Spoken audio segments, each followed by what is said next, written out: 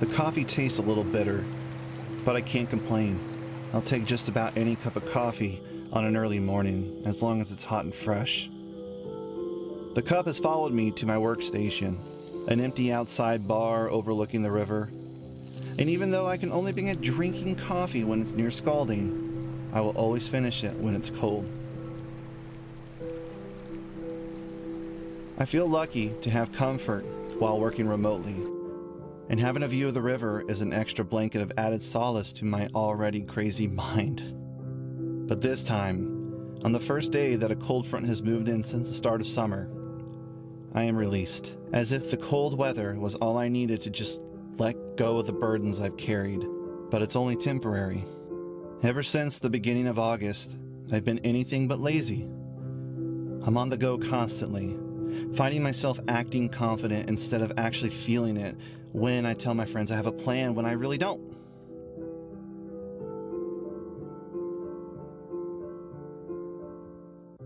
As the days come and go, and the leaves begin to show their colors, I feel more and more of my mental pressures releasing, as if a balloon stabbed by a needle, letting the crybaby whine its way out of me through a tiny pinhole.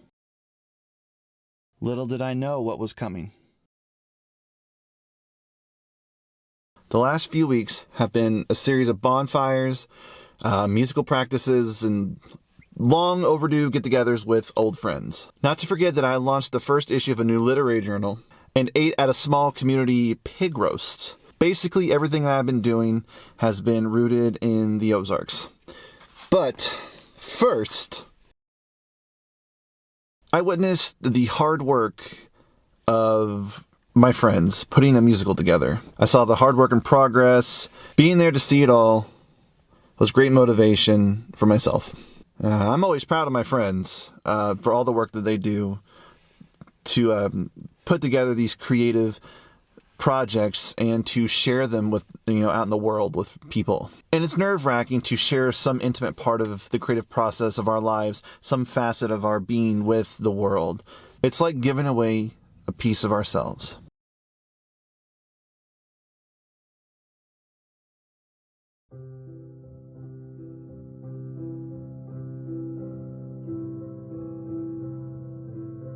Through the years, I have returned to the vacation house or trailer that my parents own, but not once had I ever experienced like a community outing, or a pig roast, I should say.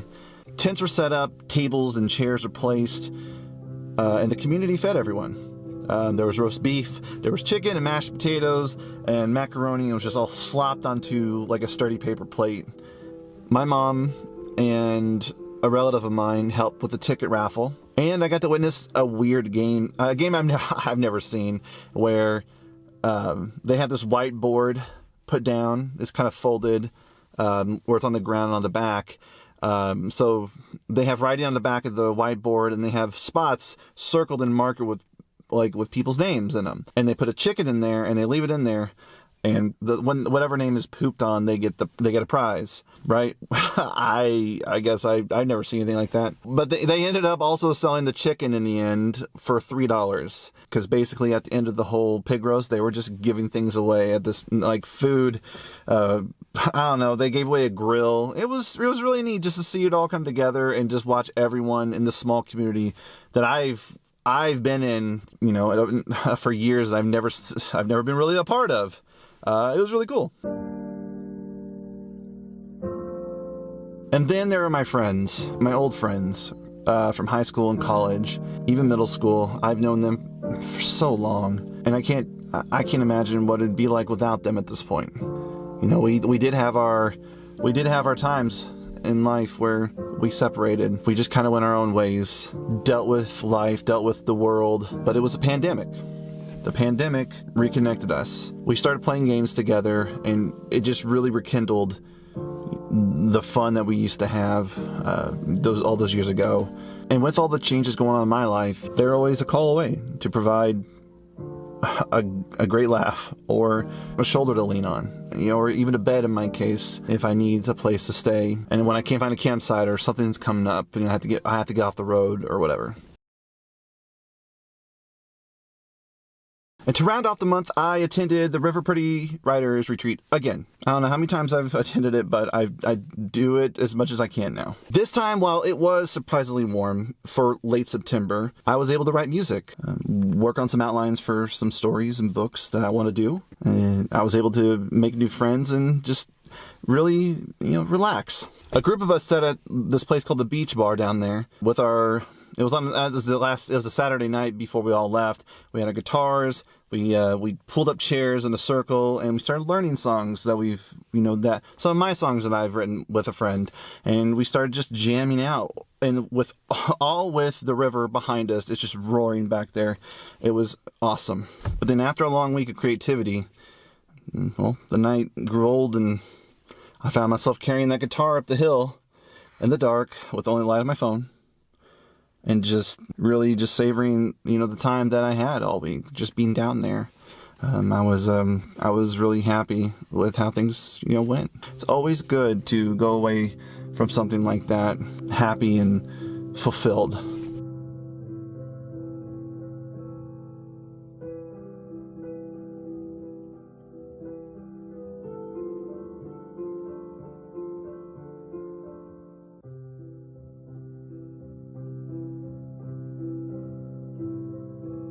I will say that it has been the busiest month since I started this whole journey on the truck camping. Traveling is becoming much less difficult, I guess. I'm enjoying the drives more and more as I explore the back roads and drive through all the landscapes that I see beside me. I got a field out, beside me right now. I've got it all around me. I'm just in a secluded place and I love it. But I will say that I am recording this in a time when it's basically a hurricane in my life. Likely I will touch on it in the next vlog, but I just want to say thank you for watching these. Thank you for following my journey. I'm going to continue to do this, and I'm really grateful for all the opportunities I'm given. But more on that next time.